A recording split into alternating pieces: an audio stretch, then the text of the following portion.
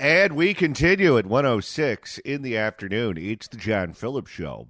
Mr. Randy Wang's in Culver City. Well, John, the talk of tariffs has seemed to infect every single governmental body, and now it's even hit the LA City Council, where one concerned resident is very concerned how tariffs are going to affect the services that he likes to employ on Figueroa. Well, I'm sure this was a curveball. Now, let's move on to general. Comment. For the general, I will continue on my Figueroa item because even though our city attorney told me the Figueroa is not under the jurisdiction of the city council, okay, you can continue to say that, but I will continue to talk about Figueroa. I believe right now I have a concern about the President Trump tariff. So Figueroa is a $5.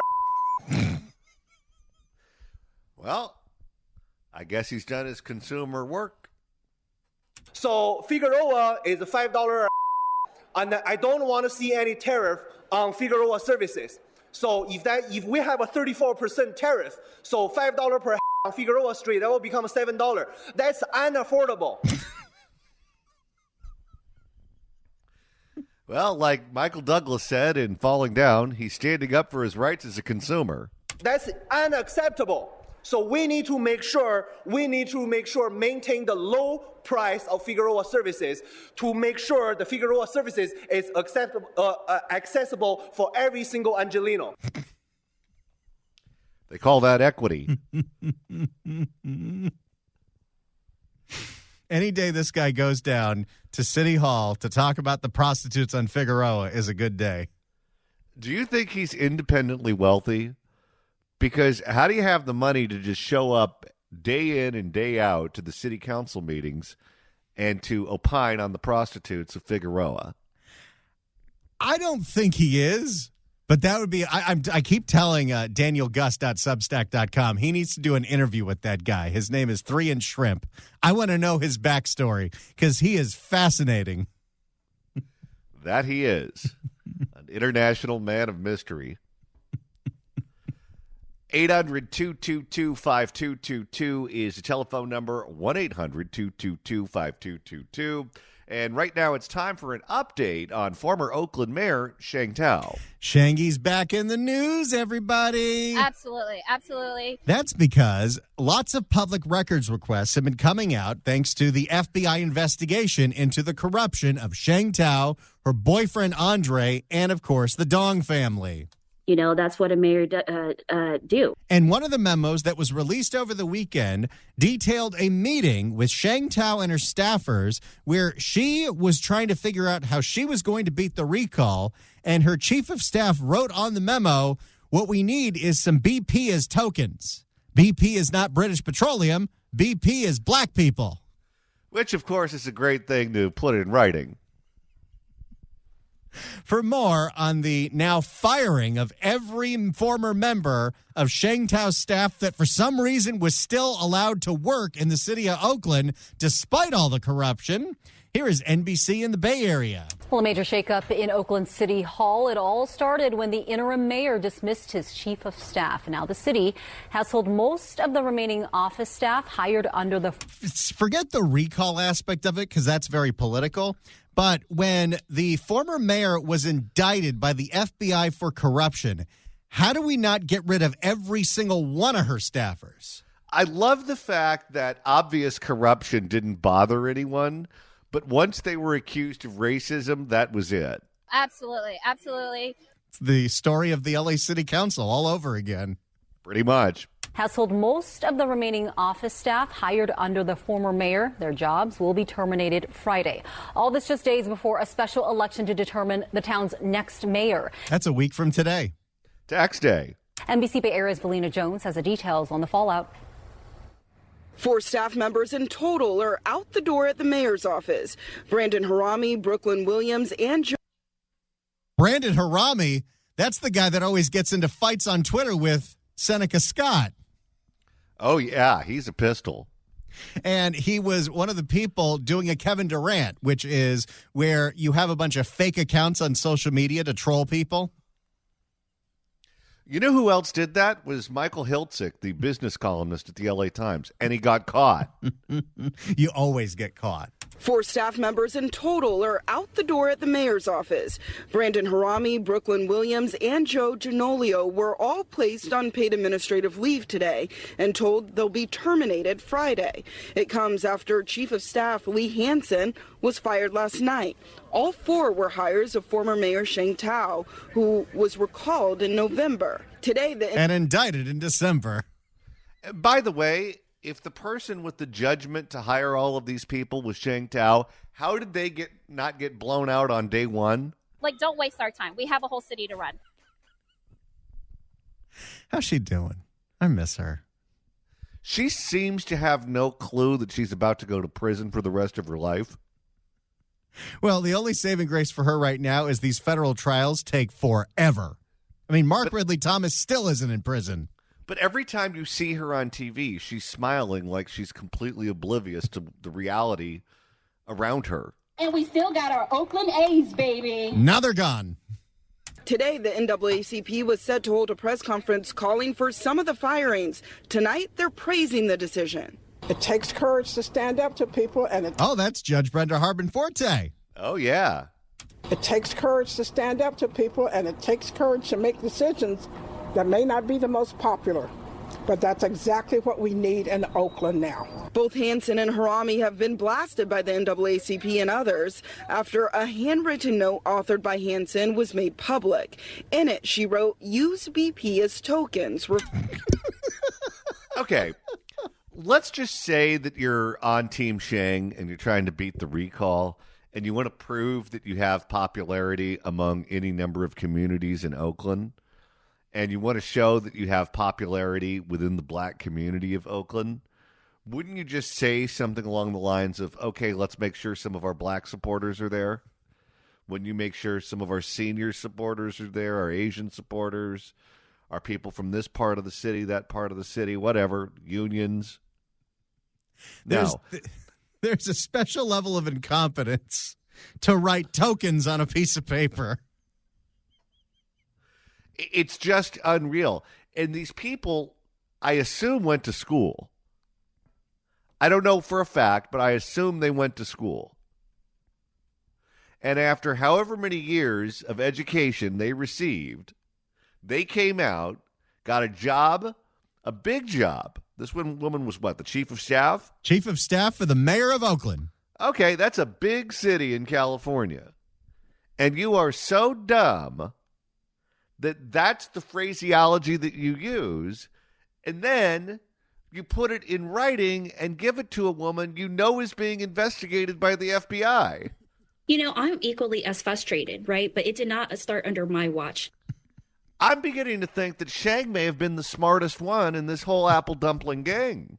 In it, she wrote, "Use BP as tokens," referring to black people. The note was reportedly taken during a meeting about how to fight the recall effort against former Mayor Thao. Hansen has said the note was taken out of context. What would the context be that would make that appropriate?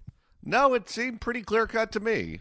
If you're Afro-American and someone say that you're a token, that you like a nobody, and they just going to use you to get a vote so you can get what they want to get, they don't care how you feel. In a statement, Hansen said she was taking notes for former Mayor Thao and adds, quote, "This was not..." So is she now saying that Sheng's the one that said it and she's just a stenographer?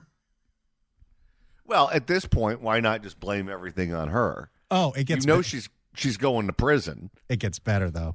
In a statement, Hansen said she was taking notes for former Mayor Thao and adds, quote, "This was not Thao's political strategy. It was her observation of her opponent's tactics." She also... Which she claims, and she sent several statements to several of the news agencies that covered this, and I pulled the piece for NBC Bay Area because it had Harami, but in KTVU's piece... she told KTVU, no, that was a remark about the recall using Seneca Scott as a token. and she name-checked Seneca Scott, who was one of the organizers of the recall. And that made sense to them. She also says she believes the note is now being used for political fodder. It's an insult because it suggests that African Americans cannot think for themselves and cannot make their own decisions and cannot advocate for themselves. Worse, Harami, a former top aide to Thao, who regularly trolled and insulted black Oaklanders and including Seneca Scott. Oh, yeah. He was very prolific on social media. And insulted black Oaklanders and leaders online, was caught, including Tao's now indicted boyfriend, Andre Jones, on former city email threads. Wait a second. Didn't Sheng say that Andre didn't have any formal relationship with the mayor's office? That she did. And then didn't we find out, thanks to the FBI, that when Sheng was getting inaugurated, Andre was walking around to all the donors and asking them, hey, what job do you want? And he brought his girlfriend with him, too. Yes. Absolutely. Absolutely.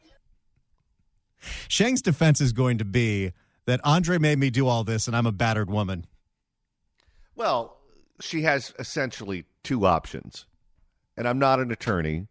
I've just spent a lot of time watching Judge Judy. But the way I see it, she can say, I was a battered spouse and he forced me to do all this. Or they can say that she is so dumb that she didn't know what she was doing was illegal. I like the argument that she was making when she was very defiant at her press conferences after the FBI raid, which was, and this is true, I was just doing what everyone else is doing. Why am I getting blasted for it? I'm sure that makes sense to her. No attorney will run with that argument. Responding to that accusation, Harami says he was the only staffer for Thao at the time and was following scheduling orders. In a statement, he goes on to say he believes his termination is retaliatory and that the claims made by the NAACP are inaccurate and misleading. Good luck this guy ever getting a job in city government again. Oh, you know he's going to sue the city, though. If he's saying wrongful termination, that is language that is there as a result of him talking to an attorney. Interim Mayor Kevin Jenkins says he informed Hansen last month about his plans to transition staff. In a statement today, the interim mayor says it's always been the intention to allow the next mayor to choose their own staff after the special election. This is fascinating because the interim mayor, who is just serving until the election happens next week, he says, I was planning on firing these people anyway, but then the story comes out about the BP tokens and they all get fired. Well, I mean, imagine being the mayor of that city. Would you allow Sheng's staff to stick around? Well, they stuck around for 3 months. Absolutely. Or would you prefer to replace them with people who know how to read and write and use the box with the buttons? Jenkins has not commented on Hansen's note. The staff shakeup comes just a week before the April 15th special election to pick the next mayor. Today, two of the leading mayoral candidates, Lauren Taylor and Barbara Lee, released statements praising the interim mayor's decision. In Oakland, Felina Jones, NBC Bay Area News. So that's the latest on the firing of Sheng Thao's former staffers, including the chief of staff, who wrote on a memo about the recall, use BP as tokens. However, Barbara Lee is now celebrating this decision, but she opposed the recall and she supported Sheng Thao. Quite frankly. And if you listen to recall supporters in their videos, Barbara Lee would be Sheng Thao 2.0. Quite frankly. There's really not much of a difference between her and Sheng politically. In fact, and you've mentioned this many times before, Randy, she might be worse than Sheng Thao. It's Barbara Lee that tried to run a Senate campaign on $50 an hour minimum wage, and it's Barbara Lee that thinks the way that we solve our violence problem in Oakland is with more after-school programs and, of course, life coaches for gang members. Well, you have any idea how disastrous that would be? What did West Hollywood make the minimum wage for restaurant workers? Wasn't it like $25 or something like that? Oh, my. And now restaurants in West Hollywood, which is one of the most popular parts of Los Angeles County for people to go have a nice meal or go have a couple of drinks in the bars, the restaurants are closing their doors in West Hollywood right and left. The most recent one to announce that they were shutting down is Genghis Khan, the Chinese restaurant.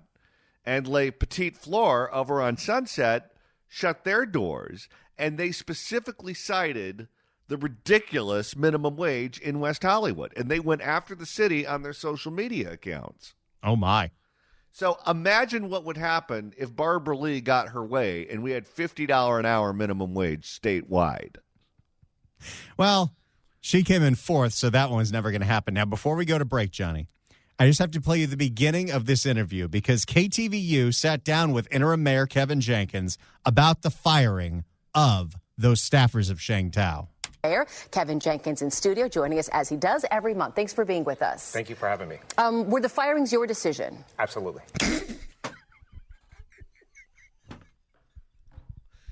Sometimes I think we live in a simulation. And he said, absolutely.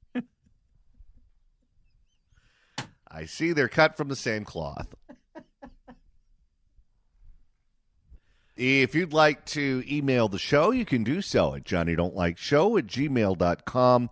That's johnnydon'tlikeshow@gmail.com. And Randy, if you missed the first hour and you want to find out just exactly what's going on with the permit process for fire victims in Altadena, that's easy to do. All you got to do is search for The John Phillips Show wherever you get your podcasts, whether that's Apple Podcasts, Quite frankly. iHeart, Quite frankly. Spotify. Quite frankly. Just search for The John Phillips Show, hit subscribe. You can download all the episodes of the podcast. Quite frankly. You can even listen to them on the bus. I love the bus driver. And coming up later this week, we're going on the road. This Friday, we're heading back to Long Beach. We're going to be celebrating the 20th anniversary of Gladstone's Long Beach and the 50th anniversary of the Long Beach Grand Prix. Join us this Friday, April 11th from noon to 3 for Fan Free Friday. We're going to be broadcasting live from Gelson's right on the Rainbow Harbor in Long Beach. It is gorgeous out there. The view is amazing. I still think about the food, and that last remote was in November. It is so good there. Gladstone's Long Beach is a great location for date night, a delicious get-together with friends, a sunset cocktail, family meals, and celebrations. Gladstone's Long Beach is located directly across from the Pike Shopping Center. That's where the parking is going to be, and street closures are going to be around because of the Grand Prix, so leave early, make time for traffic, but we want you to see this. We want you to get there. Last event was so much fun. You know we're going to do it again. So make a reservation and join us. And by the way, look for Gladstone San Diego at Seaport Village this fall. In the meantime, what do you say we make a couple of listeners very happy? Well, let's do that right now. 790 KABC welcomes Light Up the Blues, benefiting Autism Speaks, featuring Stephen Stills, Neil Young, Billy Idol, Chris Stills, Nathaniel Ratcliffe, Rufus Wainwright, and more. It's all happening at the Greek Theater on April 26th. Tickets are on sale now at Ticketmaster.com, but right now, call in number 9 at 1-888-790-5222. Gets a pair of tickets to the show. Tickets furnished by Nederlander Concerts. Good luck dialing. We've been spending some time talking about former California Attorney General and former Secretary of Health and Human Services, Javier Baccaria. For Secretary of Health and Education Services, I nominated Javier Baccaria. Because he now says he's running for governor here in California. He's doing a publicity tour where he's spending a lot of time talking about scrubbing things. That really has become the catchphrase that pays. He says it all the time on Fox 11 with Alex Michelson. Scrub it. He says it with Ashley Zavala on KCRA3. Scrub it. But I noticed something very interesting. He made his first interview with Alex Michelson. They taped it on Wednesday, and that's when it was released. It aired Friday on The Issue Is, right before your debate with Gloria Allred, where you, John, and Gloria were supposed to react to. Scrub it. You made a joke about this, and the next interview Baccaria did was with NBC4's Conan Nolan, and let's just say he scrubbed saying scrubbing it. Scrub it. Well, I guess that's progress. You may have made a monumental change in the way this race is shaped. Well, I do what I can. But yes, Javier Baccaria did go on with Conan Nolan, and even though he's not scrub-a-dub-dubbing, he's still not making a whole lot of sense. First question, how exactly are you not an establishment candidate? Okay, well, let's talk about you. You have a lot of experience in state government, certainly as California Attorney General, in Congress for 24 years. It was Chuck Todd on this program last week talking about Kamala Harris. Says, listen, how can you be the candidate of change, even within the Democratic Party, when you look like you're the candidate of the establishment? You know, I think we're all going to bring a record, and that record is going to hopefully show those folks who really want to see. What record does he have? Oh, he has a fine one. He scrubbed a lot of things in his life, including his teefies. Dramatic change. How you're going to get there. At the end of the day, what you have to show, from my perspective, I want to show people I'm going to build. This means nothing. Remember when he was asked just exactly how are you going to build? And he had no answer? Yep. I'm going to build our way out of this affordability crisis. I'm going to protect all those interests that make California a special place. And I'm going to execute, because I've learned as the CEO of the Department of Justice in California, as the CEO of the Department of Health and Human Services at the federal level, you've got to execute. You've got to know how to produce results. That's what I intend to do. He doesn't answer any question at all, does he? None of it makes him look good. He must have quite the hubris if he thinks this campaign is going well. Can you imagine what a debate stage with him and Kamala is going to look like, where whoever it is that has the job of asking them questions is going to throw out a question, and neither one of them is going to get remotely close to an answer? Conan also asked Javier Becerra how exactly he would be different from Gavin. What policy would you change right now under that is the current policy of Gavin Newsom? What would you like to see different? I'm not going to speak directly to whatever policies he's probably trying to implement now. What I will tell you is every single candidate in the race on the Democrat side is doing the exact same thing. None of them will criticize Gavin Newsom, but they all say California is heading in the wrong direction. Yeah, that's not a legitimate argument. I'm not going to speak directly to whatever policies he's probably trying to implement now. What I will tell you is this. If you're a teacher or a firefighter, a police officer, a nurse, you know, someone who's a middle-class person, and you're trying to live close to where you work, if I'm governor, you will. If you're No, you won't. Okay, how are you going to make that happen? And the answer is, we'll scrub it. If you're trying to make sure that there's a decent school where you want to live, then I should be your governor. If you want to make sure that your privacy when you log on to the internet will be protected, then elect me governor. It's so funny because it is very well pointed out by a lot of people, including Alex, that one of the most damaging things that Kamala did in the presidential campaign was when she went on The View and was asked, how would you be different from Biden? And she couldn't answer the question. Every candidate running for governor has been asked, how would you be different from Gavin? And they can't answer the question. Well, one of the top items on his platform is he's going to make sure that he's going to protect your privacy online. And you know how he's going to do that, Randy? Scrub it. At least your search history. Can you imagine what's going to happen when the boys at Google all sit around the corporate boardroom? Look at this, Larry. There's only one state in the union where no one searches for anything kinky. Guess which one it is? Scrub it. If I had no life whatsoever, I would time that to the theme of Jaws. But I have things to do. Hey, let's hear what Javier Baccaria has to say about the state wanting to take over all local zoning. Right. So let's talk about housing. Should the state of California Bigfoot local governments when it comes to zoning? Because local governments have been proven to be very, very good at stopping the development of housing. First, it's not Bigfooting. This is the state of California. Counties and cities are jurisdictions. Right, but local governments have normally been responsible for... They're jurisdictions of the people and the state of California. We have to do this together. You can't build one house in one area and think that it's not going to cause problems if you don't build another house in another area. We have to have housing for the people of California. That means we all got to do it together. But one way or the other, we got to do it. So he's going to bulldoze the cities and counties. He kind of took both sides of the issue and gave a total non-answer, which is the ultimate Javier Baccaria experience. That's certainly on brand. Are you ready to hear what Javier Baccaria has to say about COVID? And remember, this guy's last job was, what is it, Biden? For Secretary of Health and Education Services, I nominated Javier Baccaria. It was actually the Secretary of Health and Human Services, but that's okay. Biden didn't get the name or the job right. Good job, Joe. And that was at the beginning of the term. And somehow Democrats were unaware that he was senile. He's a lion, dog-faced pony soldier. Which isn't a movie. Close enough. All right, Baccaria, tell us how great you did on Coves. You brought up your tenure at HHS as the secretary. Very difficult time. You had the COVID pandemic. You've talked about how you got 700 million shots, vaccinations. You get your shots? I got my shots. Everybody I know got their shots. However, but still, what would you have done differently?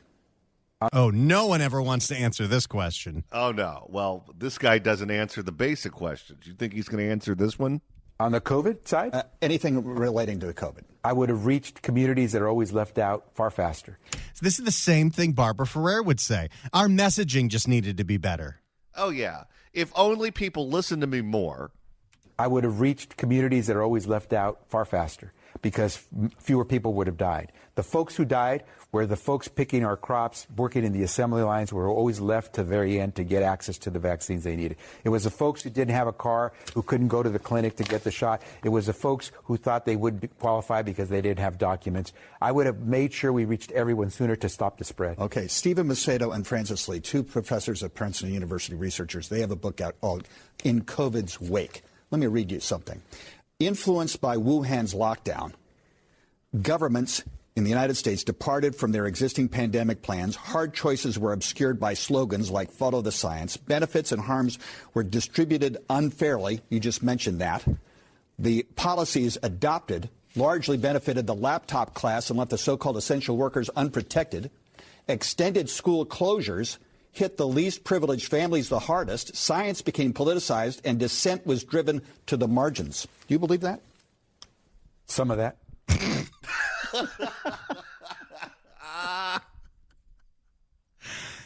Guy does have good timing.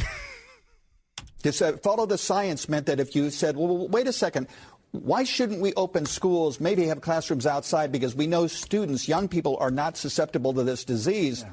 Yeah. So that's where look, everyone was susceptible to the disease.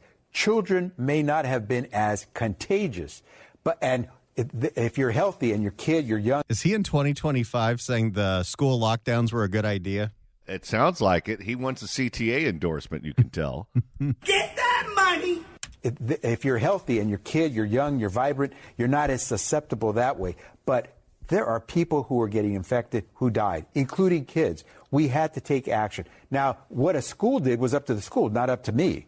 But what I will tell you is we gave good recommendations on what kills you and what gets you infected. And the federal recommendations were to keep the schools closed.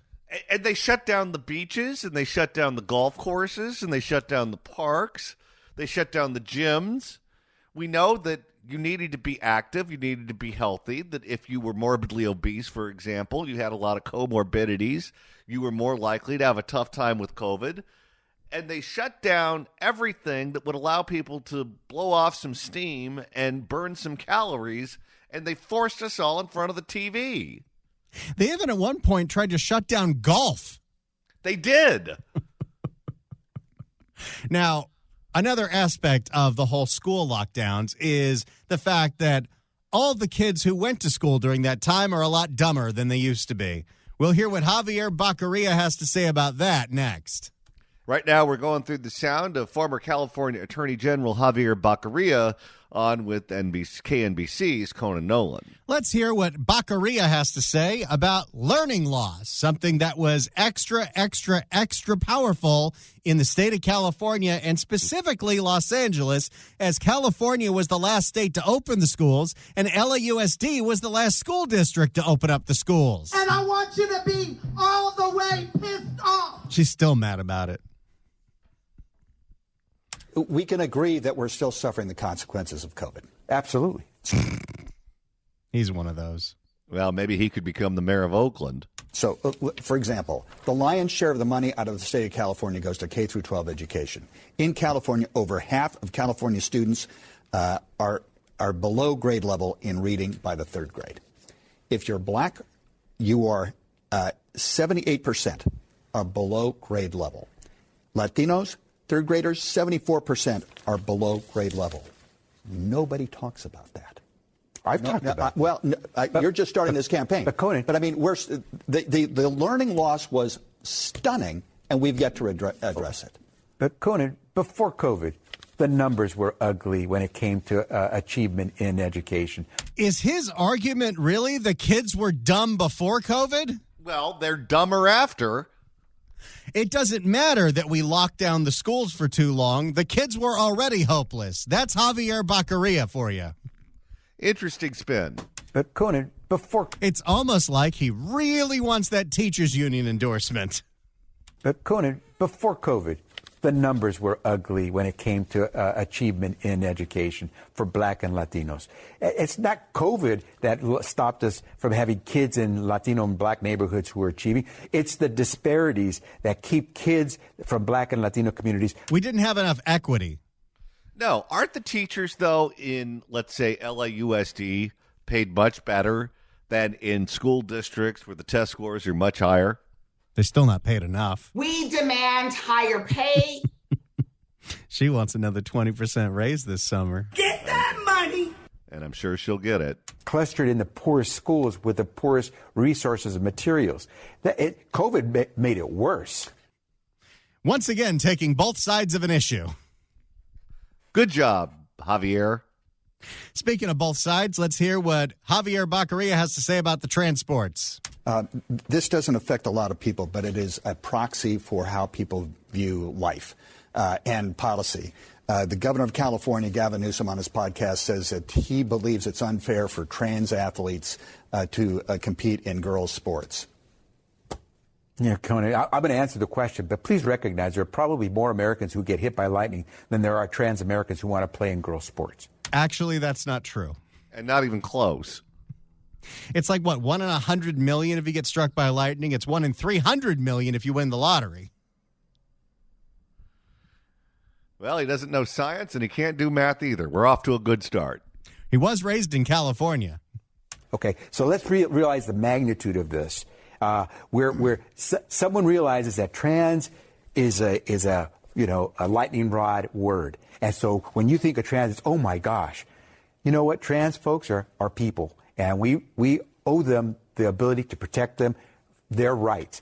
No one has a right to be on a particular sports team. You have a right to try out. You don't have a right to qualify. And what I would simply say, and the wait, whoa. So they could attend tryouts, but they can't make the team? That's how he's trying to split the baby? He doesn't really know what his position on this is, so he's going to take every position possible. You have a right to try out. You don't have a right to qualify.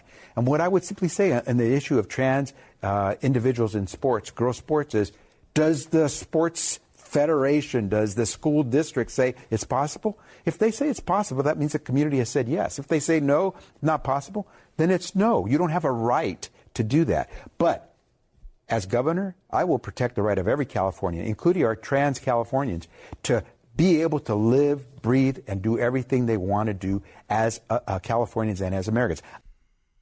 Okay, but California schools participate in CIF. CIF establishes the rules. There was no real coherent position on that one. Let's finally hear Conan Nolan ask Javier Baccaria what separates him from the rest of the 10,000 other people running for governor. Very quickly, your background. Born in Sacramento, you represented East L.A. in the House of Representatives for 24 years, ascended to a Democratic caucus chair, Stanford educated, Stanford law. What you're going to have a lot of Democrats running for this seat. What is it that distinguishes you from the rest of it, including a possible former vice president? Well, you didn't name some of the important things. I'm the son of immigrants. I understand. Oh, it's all about identity. Of course. I understand the immigrant experience. I know what immigrants bring to California, to any society. They replenish, they revitalize, they work hard. I am the first in my family to have a chance to sit in a college classroom and get a 4-year college degree. That is something that everyone aspires to. I want to make sure you have a chance to do that or do vocational study. Whatever it is that you aspire to, you should have that opportunity. And you also didn't mention that I did all those things without trying to thump my chest, because I learned from my dad. Do your work, do it right, it speaks for you. Scrub it? No, that was his mom. That's what I intend to do. I'm going to be a builder. I'm going to be a protector of our interests, and I will execute because that's what I've done all my life. Javier Baccaria, ladies and gentlemen. He wants to be the next governor.